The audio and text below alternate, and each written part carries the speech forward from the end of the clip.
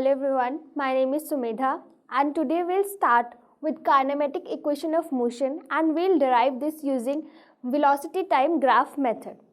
तो इसको ड्राइव करने के लिए हमने वेलोसिटी और टाइम के बीच में एक ग्राफ प्लॉट कर लिया है.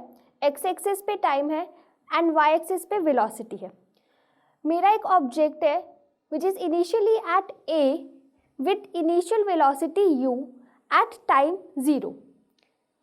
जब वो ऑब्जेक्ट मूव करेगा तो उसकी वेलोसिटी इंक्रीज होएगी एंड v अचीव करेगी, वेलोसिटी v.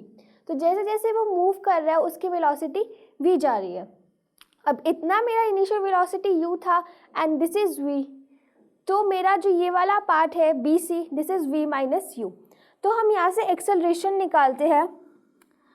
तो एक्सेलरेशन फ्रॉम दिस ग्राफ क्या होगा? Slope of this graph, slope of velocity time graph. तो यहाँ पे एंगल थीटा बन रहा है तो स्लोप के लिए will take tangent of theta, that is BC upon AC.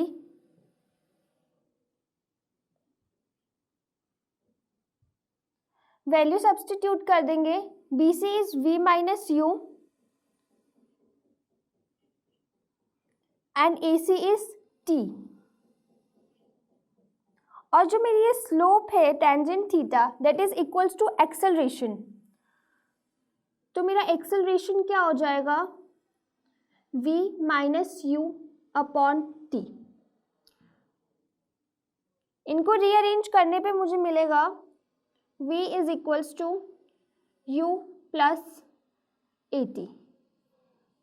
This is our first kinematic equation of motion. अब हमें फर्स्ट इक्वेशन ऑफ मोशन मिली है इस ग्राफ की स्लोप से. अब हम डिराइव करेंगे second equation of motion. Second equation of motion हमें मिलेगी इस ग्राफ के एरिया से. मतलब कि जो भी एरिया कवर हो रहा है under this graph, that will give me my second equation of motion. तो ग्राफ से देखते हैं कि जो टोटल एरिया कवर हो रहा है वो क्या है. Area of triangle A B C plus area of this rectangle A C D O. तो टोटल एरिया क्या होगा? Total area will be area of triangle ABC plus area of rectangle ACDO. तो जब ये टोटल एरिया में find out करूंगी under this curve, ये मुझे देगा मेरी टोटल डिस्टेंस. डिस्टेंस को हम S से डिनोट कर लेते हैं. तो एरिया ऑफ ट्रायंगल ABC क्या होगा? Half into base into height plus area of rectangle length into breadth. Value substitute करने पे इस ट्रायंगल का बेस है मेरा T. ये अगर ये वाला एरिया, ये वाला जो चीज़ है लेंथ है, ये T है तो ये भी T है. तो बेस क्या हुआ? T. हाइट क्या हुई? V माइनस यू प्लस इस रेक्टेंगल की बात करते हैं. इसकी लेंथ क्या हुई? T एंड ब्रेथ क्या हुई? U. तो I get S equals to half T V minus U plus UT. Now using equation 1, using equation 1 से अगर मैं देखूं तो मेरा जो v माइनस यू की वैल्यू है यहाँ से वो क्या आएगी? 80. v minus u is equals to 80. तो जो ये v माइनस यू की वैल्यू इक्वेशन 1 से मैंने ली है उसको मैं सब्सटीट्यूट कर दूंगी यहाँ पर. तो मेरा S क्या आएगा? Half T 80 plus UT. S is equals to half 80 square plus UT. This is my second equation of motion. अब हम डिराइव करेंगे third equation of motion. Third equation of motion हम डिराइव करेंगे with the help of second equation of motion. Second equation of motion मुझे क्या देती है, S is equals to u t plus half a t square. अब यहाँ पे मेरे पास टाइम t है। अगेन यूजिंग इक्वेशन 1 मैं t की वैल्यू सब्स्टिट्यूट कर दूंगी इक्वेशन थर्ड में। अब यूजिंग 1 मुझे t की वैल्यू क्या मिलेगी यहाँ से, a upon v minus you. तो इक्वेशन 1 से t की वैल्यू आएगी v minus u upon a। Now substituting this value of t into this, I'll get s equals to u v minus u upon a plus half a v minus u upon a whole square। थोड़ा solve करेंगे इसको, v minus u upon a plus half a v minus u whole square upon a square। 1 acceleration will cancel out, u v minus u upon a plus half, यहाँ पे हम identity use करेंगे a minus b का whole square, that is v square plus u square minus 2uv upon a। uv minus u square upon a plus v square plus u square minus 2uv upon 2a। अभी हमारे पास दो expression आ गए, इनको further solve करेंगे using LCM. 2a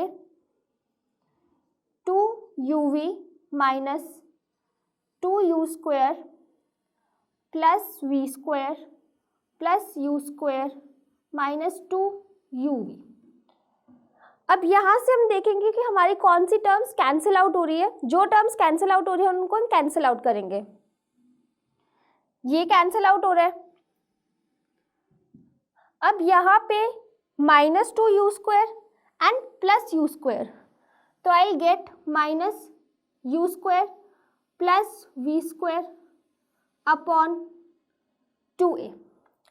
इसको rearrange करने पे मुझे मेरी थर्ड इक्वेशन ऑफ मोशन मिल जाएगी, that is v square minus u square is equals to 2as। This is my third equation of motion. तो ये हमने डिराइव करी है three equation of motion using velocity time graph method. Next हम करेंगे same derivation using calculus method. तीनों equation of motions जो आई है सेम डिराइव करेंगे using calculus of method. So now will derive three equation of motion using calculus method. अब calculus method को use करके हम डिराइव करते हैं तो कुछ हम इनिशियल कंडीशंस पहले फिक्स कर लेते हैं, इनिशियल एंड फाइनल। वेलोसिटी, मेरी इनिशियल वेलोसिटी ऑब्जेक्ट की रहेगी u and final v। Distance initially रहेगा 0 and final s। And time initially 0 and final t। तो ये पैरामीटर्स फिक्स कर लिए हैं। अब इनके बेसिस पे हम आगे अपनी इक्वेशन कंटिन्यू करते हैं। तो now from the definition of acceleration, acceleration क्या होता है, rate of change of velocity. Now मैं dt को a के पास ले जाऊंगी, dv is equals to a dt। Now I integrate from 0 to t, time के लिए 0 टू t एंड वेलोसिटी के लिए u टू v। तो integration from u to v of dv is equals to integration from 0 to 2t a dt। तो dv की integration क्या होती है, v limits are from u to v, acceleration as it is, and dt की integration will be t 0 to t. Limits put करेंगे, upper limit पहले put करते हैं, फिर लोअर लिमिट पुट करते हैं. दैट इज अपर लिमिट अगर मैं अपने इस एक्सप्रेशन में पुट करूंगी, that will be v only minus lower limit u, again upper limit t minus lower limit जब मैं t में पुट करूंगी तो 0. तो I will get v minus u is equals to 80 और v is equals to u plus 80. This is my first equation of motion using calculus method. अब second equation of motion देखते हैं. अब हम definition लेते हैं velocity की. From the definition of velocity. Velocity क्या होता है? ds upon dt. Again dt को उधर लेकर जाएंगे, v dt is equals to ds और ds is equals to v dt. अब यूजिंग इक्वेशन 1, v का वैल्यू है u प्लस 80. अब इस v का वैल्यू यहाँ पे सब्सटीट्यूट करेंगे, ds is equals to u plus 80 dt. ds is equals to u dt plus a t dt. अब मैं इसको इंटीग्रेट करूंगी, s को 0 से s तक, टाइम को 0 से t तक, 0 से s एंड 0 से t. तो integration of ds from 0 to s is equals to u integration of dt from 0 to t plus at dt integration from 0 से t.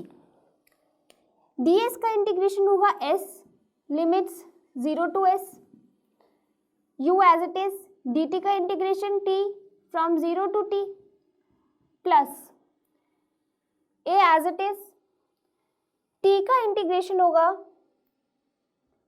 t square upon 2 from 0 to t. Value substitute करने पे upper limits and lower limits, I will get upper limit minus lower limit u upper limit minus lower limit plus a upper limit minus lower limit. इसको rearrange करने पे I'll get s equals to ut plus half at square.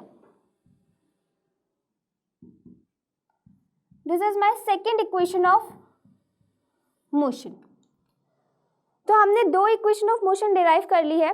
अब third equation of motion देखते हैं. Again from the definition of acceleration we have dv upon dt. अब मैं कुछ भी मल्टीप्लाई एंड डिवाइड साथ में कर सकती हूँ. मैंने ds से मल्टीप्लाई करा एंड ds से डिवाइड करा. Acceleration is equals to dv upon ds into ds upon dt. अब ds अपॉन dt क्या है? अगर यहाँ से देखें तो ds upon dt is v. तो acceleration is equals to v dv upon ds. तो एक्सेलरेशन मिला मुझे v dv upon ds. Again ds को उस साइड लेके जाना है. a ds is equals to v dv. Integrate a as it is रहेगा, इंटीग्रेशन ऑफ ds फ्रॉम 0 से s, integration of v from u to v.